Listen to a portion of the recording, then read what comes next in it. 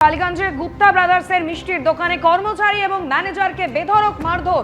দুই বিজেপি নেতার মারে আঙুল ভেঙেছে মিষ্টির দোকানের কর্মী। যিনি আহত হয়েছেন দোকানের কর্মী কি জানিয়েছেন এবং পাশাপাশি দোকানের মালিক কি জানিয়েছেন শোনাবো। वो दो गेस्ट आए थे, हमको बोले सर एक कांजू बर्फ़ी और एक गुलाब जामुन दीजिए। हम उनको एक एक पीस गुलाब जामुन और बर्फ़ी दिए। फिर हम यहाँ काउंटर से निकले, वो मेरे पास आए, पूछे ये गुलाब जामुन कब का है। हम नॉर्मल बोले सर आज का फ्रेश है। तो उतना देर में वो लोग हमको गाली देने लग गए। फिर हम तब भी सॉरी सर हम कुछ चेंज कर देते, और कुछ ले लो, रिप्लेस कर देते, ऐसे कॉम्प्लीमेंट्री फ्रॉम आवर एंड्स हम ऐसे भी बोले उनको। वो उतना देर में और दो गाली दिए। फिर मैं बोला सर मॉम डैड की गाली मत दो। उतना देर में यहाँ से वो लोग मेरे को एक स्लैप किए।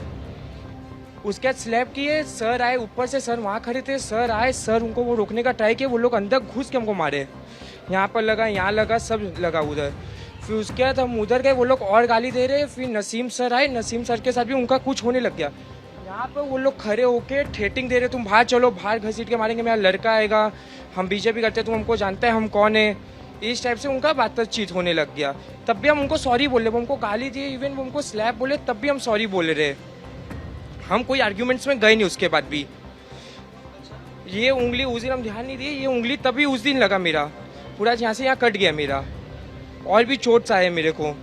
এটা আমার ক্যাশিয়ার ছিল, ক্যাশিয়ার বলছে গোলাপজামটা খারাপ, ঠিক আছে আমি চেঞ্জ করে দাও ভাই, খারাপ আছে কি। অন্য লোক খেলো, সব কিছু বললো, বলে খারাপ না, ওকে খুব মেরেছে। আমার আসা আগে ওই লোক আমি ক্যাশিয়ারকে মেরেছে। লোকাল ছেলে বলে আমি মস্তান আছি, এ আছি, বললো মস্তান আছে। আমি ঠিক আছে দাদা, হাত জোর করলুম ওনাকে, দাদা এটা করুন, ঝামেলা করুন না, বাচ্চা ছেলে ভুল করেছে তো, বলে তর্কাতর্কি করছে। তারপরে আমার ম্যানেজার আসলো আলি বলে, তাকেও ধাক্কে দিয়েছে, মানে কাঁচটা ভেঙে যাবে।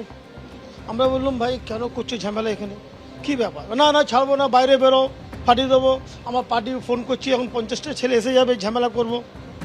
তো আমরা এটা তো ভালো না, আমরা এখানে 120 বছর দিয়ে কারবার করছি, করে কোনো লোক কোনো ঝামেলা হয়নি, আজ পর্যন্ত কোনো ঝামেলা নেই। ডিএ নিয়ে সুপ্রিম কোর্টের শুনানি। এখনও সব রাজ্য সরকারি কর্মী বকেয়া ডিএ পাননি। অন্তর্বর্তী নির্দেশে অবিলম্বে 25% ডিএ মেটানোর কথা বলা হয়েছিল। তারপরেও এখনও সব রাজ্য সরকারি কর্মী বকেয়া ডিএ পাননি। সুপ্রিম কোর্টে ডিএ মামলার শুনানিতে সওয়াল আইনজীবী বিকাশ রঞ্জন ভট্টাচার্যের। সরকারি কর্মীদের পিএফ অ্যাকাউন্টে টাকা পাঠানো হয়েছে। পিএফ অ্যাকাউন্টে টাকা পাঠালেও 24 মাসের লক ইন পিরিয়ড রয়েছে। লক ইন পিরিয়ড থাকায় অ্যাকাউন্টে টাকা ঢুকলেও তোলা যাচ্ছে না। সুপ্রিম কোর্টে ডিএ মামলায় শুনানিতে সওয়াল রাজ্য সরকারি কর্মীদের আইনজীবীর। বকেয়া ডিএর জন্য 7,700 কোটি টাকা ছাড়া হয়েছে। লক ইন পিরিয়ডের বিষয়ে কিছু জানা নেই। আদালত বা সুপ্রিম কোর্টের গড়ে দেওয়া কমিটির কাছে আমরা আমাদের জবাব পেশ করব, সুপ্রিম কোর্টে জানিয়েছেন সলিসিটর জেনারেল তুষার মেহতা। রাজ্য সরকারি কর্মচারী সংগঠনগুলিকে প্রতিনিধিদের নাম জানানোর নির্দেশ দেওয়া হয়েছে। ইন্দু মালহোত্রা কমিটির মুখোমুখি হওয়ার জন্য প্রতিনিধিদের নাম জানানোর নির্দেশ দেওয়া হয়েছে। ডিএ মামলার শুনানিতে নির্দেশ সুপ্রিম কোর্টের, কাল পরবর্তী শুনানি। এবিপি আনন্দ, এগিয়ে থাকে, এগিয়ে রাখে।